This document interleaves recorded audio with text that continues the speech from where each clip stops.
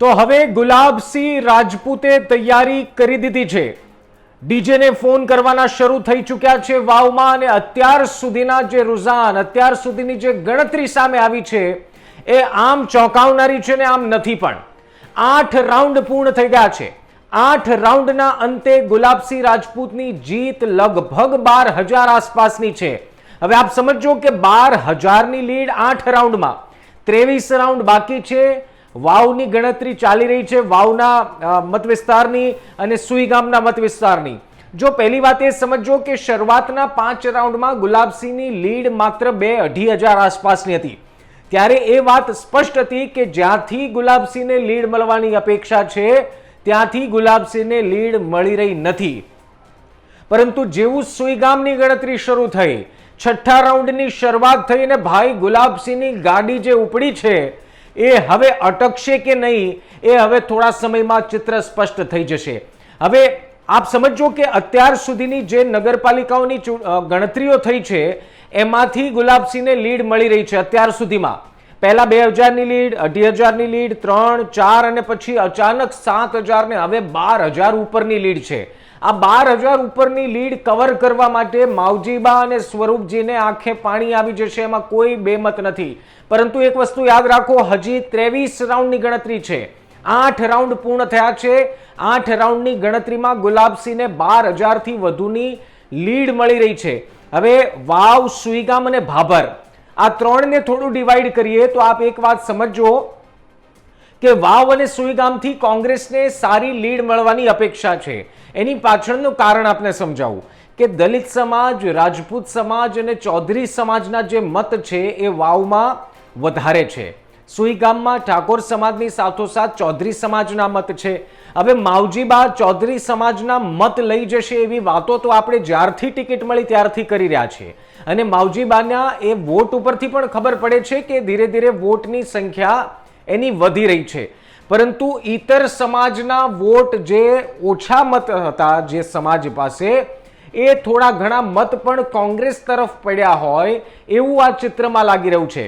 જો રાજપૂત સમાજના મત ગુલાબસિંહને મળવાના હતા એમાં કોઈ વિશ્લેષણની જરૂર જ નહોતી. દલિત સમાજના મત વિભાજિત થવાના હતા એ વાત પણ પહેલાથી નક્કી હતી. હવે આ આંકડો એ દર્શાવે છે કે જો કોંગ્રેસને અપેક્ષા છે, કોંગ્રેસની જે અપેક્ષા છે એ પ્રમાણે આ લીડ 15-17 હજાર આસપાસ હોવી જોઈએ, જે 12-13 હજાર છે, એટલે લગભગ સરખી છે. લગભગ જે અપેક્ષા કરી હતી એ જ આવી રહ્યું છે.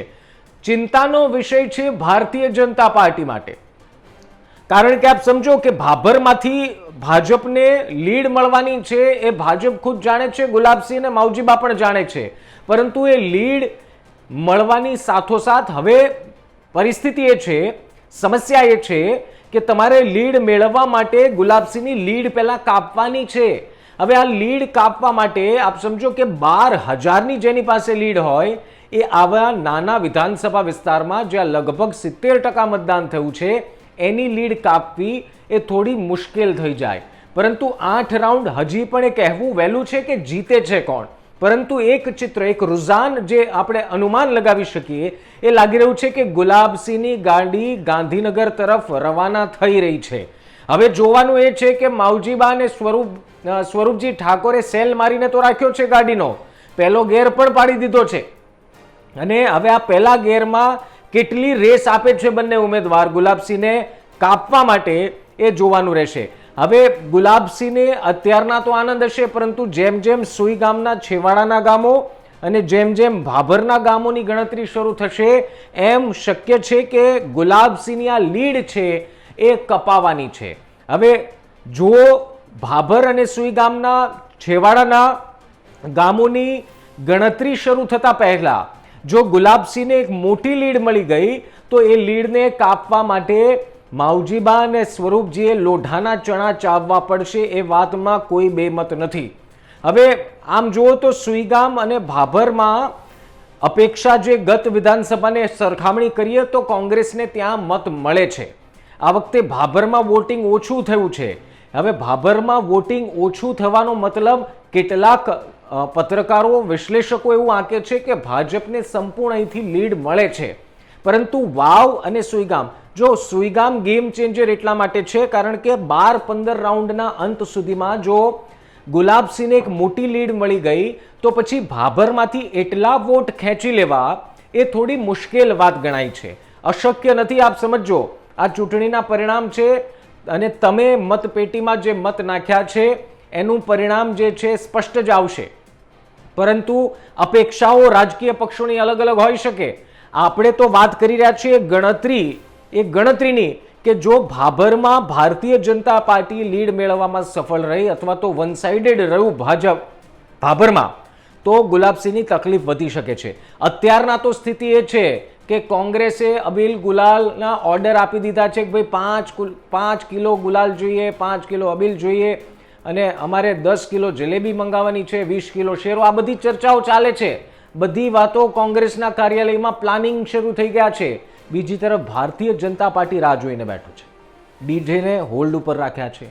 ગાડીનો સેલ મારીને સ્વરૂપજી આગળની સીટ ઉપર બેસી ગયા છે.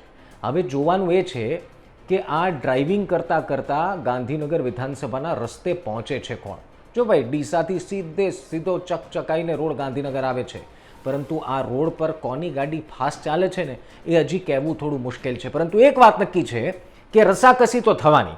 હવે અત્યારના રૂઝાન, અત્યારની સ્થિતિ એવું લાગે છે કે રસાકસી આમાં કોઈ રહી નથી, કોઈ છે નહીં. પરંતુ એવું કદાચ આપને લાગતું હશે કે ભાઈ ગુલાબસિંહને તો 12-13 હજારની લીડ મળી ગઈ છે એટલે હવે કંઈ આમાં બહુ બદલાવ કે બહુ ફેરફાર નહીં આવે. પરંતુ કદાચ આપ ખોટા પડી શકો, કદાચ અમે ખોટા પડી શકીએ, કારણ કે આ પ્રકારની સ્થિતિમાં એવું શક્ય બને કે જો એક તાજા અપડેટ આપી દઉં, 1 થી 9 રાઉન્ડમાં વાવ તાલુકાના ગામના મતોની ગણતરી થઈ છે. 10 થી 15 રાઉન્ડમાં સુઈગામ તાલુકાના ગામોની મતગણતરી થશે અને 16 થી 23ના રાઉન્ડમાં ભાભર તાલુકાના ગામોની મતોની ગણતરી થશે. હવે આ લેટેસ્ટ અપડેટ છે. અચ્છા, જોડે જોડે તમને લીડે કહી દઉં. કેટલા વાગ્યા છે? 11:20 આસપાસનો સમય છે જ્યારે આ વિડીયો બની રહ્યો છે અને ત્યારે ભાજપની માફ કરજો ગુલાબસિંહની જે લીડ છે 12,665 છે. હવે આ 1 થી 9 રાઉન્ડ આપ સમજો કે 9 રાઉન્ડની ગણતરી થઈ અને જે કોંગ્રેસને અપેક્ષા હતી એ જ થઈ રહ્યું છે.